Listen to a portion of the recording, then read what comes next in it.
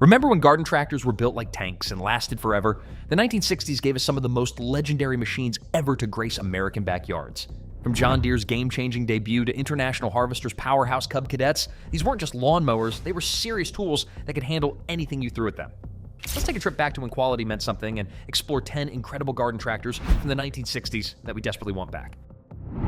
Number 10, John Deere 110. The year 1963 marked a pivotal moment in garden tractor history when John Deere introduced their very first lawn and garden tractor, the Model 110. This wasn't just another riding mower, it was the machine that would establish Deere as the leader in the premium garden tractor market for decades to come. Powered by a reliable 7-horsepower Kohler K 161 single-cylinder engine, the 110 featured John Deere's innovative variable speed drive system that was years ahead of its time. The tractor's industrial designer Henry Dreyfuss had already made his mark styling full-size farm tractors, and his influence showed in every curve of the 110's distinctive green and yellow body. What really set this machine apart was its industry-first triple-save ignition system, requiring the gear shift to be in neutral and the mower disengaged before starting. The 110 came in two configurations, a standard model with conventional 3-speed transmission plus reverse, and a deluxe version featuring selective ground speed control. This wasn't some flimsy Suburban toy, it was engineered with the same attention to detail as Deere's farm equipment. The success was immediate and lasting. In 1965, the 110 earned the Award of Excellence for Achievement in Industrial Design at the Industrial Trade Fair in Los Angeles. More importantly, it launched what would become an empire of over 400 different John Deere garden tractor models. Original 1963 round fender models are now among the most sought-after vintage garden tractors, often commanding well over $1,500 in restored condition. Number 9, Cub Cadet Original. When International Harvester decided to enter the burgeoning Suburban market, they didn't mess around. The Cub Cadet Original, introduced in January 1961, was the product of an incredibly rapid development program that went from concept to production in just over a year. What they created was nothing short of revolutionary. The original was built using components borrowed from IH's legendary Farmall Cub tractor, which meant it had farm-grade DNA running through its veins. At its heart was a robust 7-horsepower Kohler engine connected to a 3-speed transmission via a V-belt system. The machine featured a distinctive U-spring-mounted pan seat and that unmistakable IH red paint scheme that announced its serious intentions to anyone within sight. Harold Schramm, the driveline engineer on the project, later described the Cub Cadet as a greater success than anyone had dreamed of. IH's conservative sales projections were obliterated as the original took suburbia by storm. This wasn't just about cutting grass. The Cub Cadet system included a vast array of attachments, including tillers, plows, snow blowers, and various mowers that could turn one machine into a year-round workhorse. The build quality was exceptional, with many original Cub Cadets still working hard more than 60 years later. That's the kind of durability that simply doesn't exist in today's throwaway culture, making these machines increasingly valuable to collectors who understand what real craftsmanship looks like. If this video is mowing down some memories for you, hit that subscribe button. Don't be like modern tractors, flimsy and disposable. Stick around for more vintage horsepower that actually lasts. Number 8, Cub Cadet 100. Building on the success of the original International Harvester, introduced the Cub Cadet 100 in 1963, marking a significant evolution in their garden tractor lineup. The 100 represented IH's response to customer demands for an even more robust machine capable of handling tougher jobs around larger properties. The biggest advancement was the new narrow frame design that allowed the engine to sit directly in line with the drive shaft, eliminating the belt drive system used on the original. This made the 100 the first true shaft-driven Cub Cadet, dramatically improving power transfer and reliability. The 10-horsepower Kohler engine provided a substantial increase in power over the original 7-horsepower unit while maintaining the legendary Kohler reliability that made these engines the gold standard of their era. The narrow frame construction was built like a fortress, with heavy-duty channel steel that could withstand decades of hard use. Optional equipment included round fenders, headlights, and a creeper gear for extra slow cultivation work. The 100 was designed for customers who needed a genuine garden tractor, not just a riding mower. It could pull implements, till gardens, plow snow, and handle attachments that would break lesser machines. What made the 100 special was its transitional nature. It bridged the gap between the pioneering original and the later wide-frame models that would define Cub Cadet's golden era. The direct drive transmission, robust construction, and IH's attention to detail created a machine that epitomized the buy once, use forever philosophy. Today, a restored 100 represents the pinnacle of early 1960s garden tractor engineering, combining simplicity with uncompromising durability. Number 7, Wheelhorse 400. As America embraced suburban living in 1960, Wheelhorse recognized the need for a compact, reliable garden tractor that could handle the manicured lawns of the new suburban landscape. The Model 400 was their answer, a purposefully designed machine that targeted the growing market of homeowners who wanted something more substantial than a push mower but didn't need a full-size farm tractor. Powered by a dependable 4-horsepower Kohler engine, the 400 was part of Wheelhorse's Suburban series, which also included the larger 550 model. What made the 400 special was its perfect sizing for the typical suburban lot. At a time when most garden tractors were designed for rural properties, Wheelhorse understood that suburban customers needed maneuverability and efficiency rather than raw power. The 400 featured Wheelhorse's characteristic 12-inch wheels and the engine-forward design that became a company trademark. This configuration provided excellent weight distribution and made the machine surprisingly capable despite its modest power output. The build quality reflected Elmer Pond's engineering philosophy: standardized, robust components that could be manufactured efficiently while maintaining high reliability standards. What set Wheelhorse apart was their systematic approach to product development. Unlike some competitors who built garden tractors as afterthoughts to their main business, Wheelhorse was focused exclusively on this market segment. The 400 embodied this specialization, with thoughtful design touches like easy access maintenance points and intuitive controls that made it a pleasure to operate. The success of the 400 and its siblings helped establish Wheelhorse as a major player in the garden tractor market, proving that there was indeed a substantial market for well-engineered suburban equipment. Number 6. Wheelhorse 550. The Wheelhorse 550, introduced alongside the 400 in 1960, represented the larger sibling in the Suburban series, designed for customers who needed a bit more capability without jumping to a full-size garden tractor. With its 5.5 horsepower Tecumseh Lawson engine, the 550 struck the perfect balance between power and practicality for the suburban market. Tecumseh Lawson engines were known for their smooth operation and reliability, making them an excellent choice for a machine designed to run for hours at a time, maintaining larger suburban properties.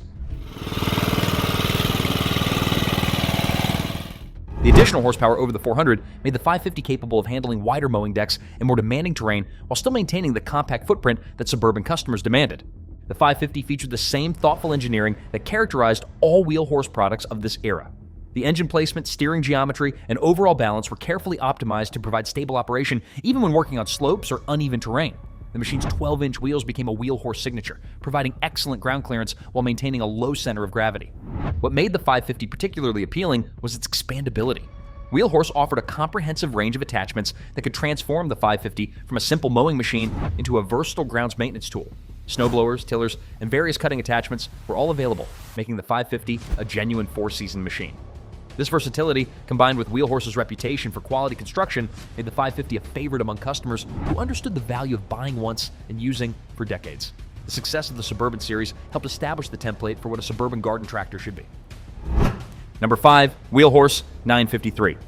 The introduction of the Wheelhorse 953 in 1963 marked a significant milestone in the company's evolution, as it was their first large-frame garden tractor. With its powerful 9.6 horsepower engine and robust 15-inch wheels equipped with substantial 27-inch tires, the 953 was designed for customers who needed serious capability without stepping up to commercial equipment.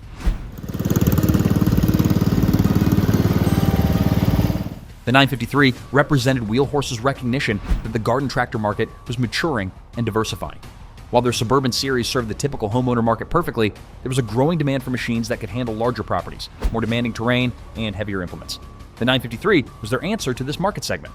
The large frame construction used heavier gauge steel and more robust mounting points to handle the increased stresses of more powerful operation. The bigger wheels and tires weren't just for show, they provided better flotation over soft ground, improved traction, and a smoother ride over rough terrain. The 9.6 horsepower engine had enough grunt to power larger cutting decks and more demanding attachments, like heavy-duty tillers and snowblowers. What set the 953 apart was its professional-grade feel and capability. This was a machine that could handle jobs that would overwhelm smaller tractors while still maintaining the reliability and ease of maintenance that made Wheelhorse famous. Watch the front wheel. The furrow is so deep. The 953 became the foundation for a series of larger Wheelhorse tractors that would carry the company through the rest of the decade and beyond. For collectors today, the 953 represents the perfect intersection of 1960s engineering excellence and genuine utility. A machine that's equally at home in a vintage tractor show or doing real work around a large property. Number 4. Simplicity 725. The Simplicity 725, introduced in 1961, represented the evolution of the company's garden tractor line and became one of the most significant machines of the early 1960s. What made the 725 particularly interesting was its role as the foundation for multiple brands. It was simultaneously sold as the Simplicity 725 and became the basis for the Allis-Chalmers B1, making it one of the most successful garden tractor designs of its era. Powered by a 7.25 horsepower Briggs & Stratton engine, the 725 was the direct descendant of the Wonder Boy 700, which had been Simplicity's first four-wheel garden tractor introduced in 1959. The 725 featured refined engineering that corrected the early issues of the 700 while maintaining its basic strengths. The slightly more powerful engine provided the extra capability needed for larger properties and more demanding attachments. Simplicity's approach to garden tractor design was methodical and customer-focused. Rather than chasing the latest trends, they concentrated on building machines that would provide reliable service year after year. The 725 embodied this philosophy with its straightforward design, quality components, and comprehensive attachment system. The machine was designed to handle everything from basic lawn mowing to serious garden cultivation, snow removal, and grounds maintenance. The 725's influence extended far beyond its sales numbers. When Allis-Chalmers decided to enter the garden tractor market, they chose the 725 as their foundation, creating the B1 with minor cosmetic changes. This validation from a major agricultural manufacturer spoke volumes about the quality of Simplicity's engineering. Today, the 725 is prized by collectors not just for its historical significance, but for its practical capability. These machines continue to provide reliable service more than 60 years after they rolled off the production line. Number 3, Allis-Chalmers B1. When the legendary Allis-Chalmers Corporation decided to enter the garden tractor market in 1961, they didn't start from scratch. Instead, they formed a partnership with Simplicity Manufacturing that would create one of the most successful badge engineering relationships in garden tractor history. The result was the Allis-Chalmers B1, essentially a Simplicity 725 wearing distinctive AC orange and cream colors. The B1 represented Allis-Chalmers' recognition that the suburban market was too important to ignore, but too specialized for them to tackle independently. By partnering with Simplicity, they could offer their dealer network a proven high-quality product without the massive investment required to develop their own design. The 7.25 horsepower Briggs & Stratton engine, robust transmission, and comprehensive attachment system were all carried over from the Simplicity 725. What made the B1 special was the Allis-Chalmers name and dealer network behind it. A.C. had built their reputation on heavy-duty farm equipment, and customers trusted that anything carrying the Allis-Chalmers name would be built to last. The distinctive orange and cream paint scheme made these tractors instantly recognizable and connected them visually to A.C.'s full-size farm tractors. The B1 proved so successful that it launched a long-term relationship between the two companies that lasted until Allis-Chalmers purchased Simplicity outright in 1965. During its production run from 1961 to 1962, the B1 established Allis-Chalmers as a serious player in the garden tractor market and proved that customers valued the combination of proven engineering and established dealer support. The B1 was replaced by the B10 in 1963, but during its short production run, it had established Allis-Chalmers as a serious player in the garden tractor market. Today, B1 tractors are highly sought after by collectors who appreciate both their historical significance and their connection to the legendary Allis-Chalmers brand. Number 2, David Bradley, Suburban 725. Before Craftsman became synonymous with Sears garden equipment, there was David Bradley, a brand that dominated the garden tractor market in the late 1950s and early 1960s. The David Bradley Suburban 725 was the crown jewel of this line, representing Sears' commitment to providing high-quality garden tractors to their customers across America. The Suburban 725 was manufactured by the David Bradley Manufacturing Company specifically for Sears, Roebuck & Company, and it quickly became one of the most popular garden tractors of its era. Based on the proven mechanics of David Bradley's successful walk-behind tractors, the 725 featured a unique three-point hitch system that was proprietary to the David Bradley line. This allowed for quick attachment changes and provided excellent implement control. What set the David Bradley 725 apart was its accessibility. While other manufacturers focused on dealer networks, Sears made garden tractors available to customers across the country through their catalog and retail stores. This democratization of garden tractor ownership helped fuel the Suburban boom and made quality equipment available to customers who might not have had access to traditional farm equipment dealers. The 725 featured robust construction that reflected Sears' understanding that their customers needed equipment that would last. The engine, transmission, and chassis were all built to handle regular use by homeowners who might not have the mechanical expertise of commercial operators.